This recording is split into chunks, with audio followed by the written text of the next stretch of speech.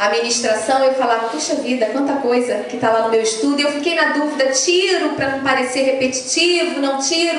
Mas a ideia já tinha sido formada, né, na minha mente, eu creio que por orientação do Senhor. E eu achei importante a gente estar retomando esse assunto, porque ele é uma realidade. A existência do reino de Deus e do império das trevas é permanente. Não é algo que como se fosse uma historinha, como as crianças muitas vezes ouvem. Ah, é uma história. Não é real. A existência desses reinos é algo que a gente precisa reconhecer sempre e ter essa percepção. E quem está no reino de Deus tem uma realidade. Quem está no império das trevas tem outra realidade. E aí a gente tem uma nova vida contra uma velha vida. Velha vida para quem já foi liberto. Vida atual para quem ainda se encontra nesse império. Estar submisso à vontade do Senhor para a nossa vida. Acabamos de ler, né? Une-te, pois, ao Senhor. Quem se une ao Senhor está no reino de Deus. E está submisso à vontade do Senhor. Mas quem ainda não está no reino de Deus, ele está na rebelião, na desobediência. E a gente tem que entender que é desobediência mesmo. Porque às vezes a gente fica, né, naquela tentativa de arrumar as verdades. Porque hoje a gente vive, né, a era da relatividade. Tudo é relativo para o mundo.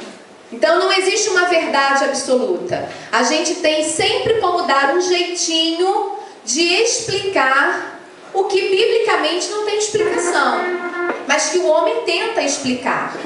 E quem ainda está no império das trevas ainda vive de forma muito explícita a rebelião e a desobediência. Por um lado, a salvação. Por outro, a perdição. O grande perigo é quando a gente vive no reino de Deus, mas a gente flerta com o império das trevas. Esse é o grande problema que a igreja do Senhor tem vivido. Pessoas que vivem no reino, que creem no Senhor, mas que muitas vezes, né, vão assim meio que de lado, né, e faz um namoro, um olhar. Não era nada assim de muito sério para alguns. Mas na verdade, isso faz a grande diferença na nossa vida. Porque a Bíblia diz que nós não podemos servir a dois senhores. Ou nós servimos a quem é o rei do reino de Deus, ou nós servimos a quem é do império das trevas.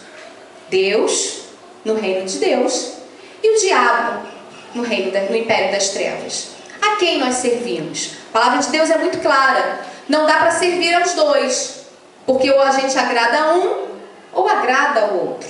Ou a gente obedece a um ou obedece ao outro. Não dá para ficar no meio do caminho. E quando a gente fala em autoridade e submissão, a gente tem que ter essa clareza. Não dá para ficar no meio do caminho. Ou eu sou submisso, ou eu não sou. Ou eu exerço corretamente a minha autoridade dentro de casa, na igreja, no trabalho, aonde quer que o Senhor tenha me estabelecido como autoridade, ou eu não exerço. Não tem meio do caminho. Não tem um muro. Aquela velha expressão, né? Fica sempre em cima do muro. Porque a posição de ficar em cima do muro pode parecer uma posição muito cômoda, mas quem fica em cima do muro pode cair. E cair de um muro, com certeza vai gerar um machucado. Pode ser só um arranhão, mas pode ser uma fratura exposta. E a gente tem que ter a decisão, tem que ter a posição de aonde eu estou. Eu sirvo a que reino? Isso precisa estar muito claro para a gente. Quando eu falei dos objetivos, esse é um objetivo que a gente precisa ter. Definir aonde eu estou. em que império, em que reino eu estou. Cristo é o caminho. E esse caminho que a gente deseja seguir. Em João 14, 6 diz: eu sou o caminho, a verdade e a vida. Ninguém vem ao Pai senão por mim.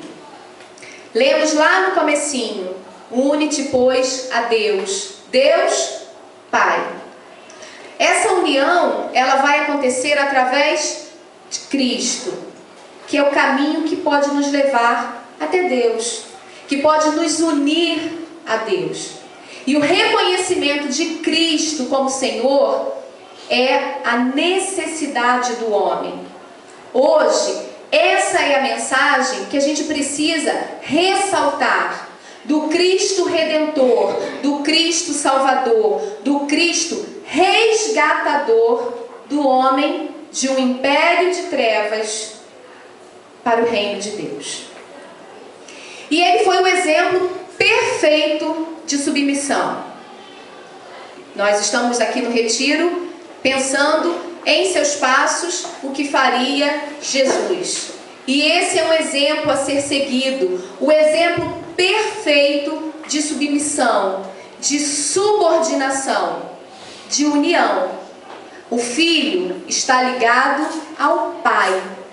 E como alguém que está ligado ao pai, está submisso a esse pai.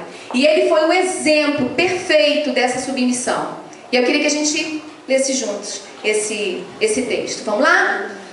Tende em vós o mesmo sentimento que houve também em Cristo Jesus, pois ele, subsistindo em forma de Deus, não julgou como usurpação ser igual a Deus. Antes a si mesmo se esvaziou, assumindo a forma de servo, tornando-se em semelhança de homens e reconhecendo como humana, a si mesmo se humilhou, tornando-se obediente até a morte de cruz.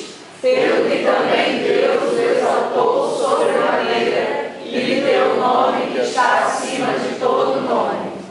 Filipenses 2, 5 a 9. Tem algumas palavras que eu quero destacar aqui nesse texto. O mesmo sentimento que houve em Cristo Jesus, o sentimento de submissão, de obediência, de reconhecimento de que Deus havia lhe dado uma orientação, uma determinação, e que ela deveria ser cumprida. Se nós desejamos imitar a Cristo, precisamos reconhecer que é o Senhor quem direciona a nossa vida. Então, precisamos ter o mesmo sentimento que houve em Cristo. Outro destaque é que ele se esvaziou, assumindo a forma de servo. Servo existe para servir. Existe para ser servido? Servo existe para ser servido? Não, para servir. Não, ele existe para servir. Aí imagina só, por que Cristo é o exemplo perfeito? Ele estava com Deus lá na criação do mundo, a gente aprendeu isso ontem, né? Aprendemos ou relembramos. Então ele tem uma autoridade e uma posição no universo de soberania. Mas ele, independente dessa posição, ele assumiu a posição de servo, de quem tem uma missão a cumprir, porque o submisso ele tem uma missão a cumprir, algo que lhe é ordenado. E ele assumiu essa posição como servo e realizou a vontade do Pai. Num determinado momento ele diz: Senhor, se for possível, Pai, afasta de mim esse cálice, mas que não seja se feita faça a tua vontade. Ele, como homem, sabia o que passaria. Sabia das dores, sabia da humilhação, sabia do sofrimento, sabia da morte. E ele se angustiou nesse momento. Mas ele disse que, se fosse possível, na verdade ele sabia que não era possível, porque era essa a determinação de Deus para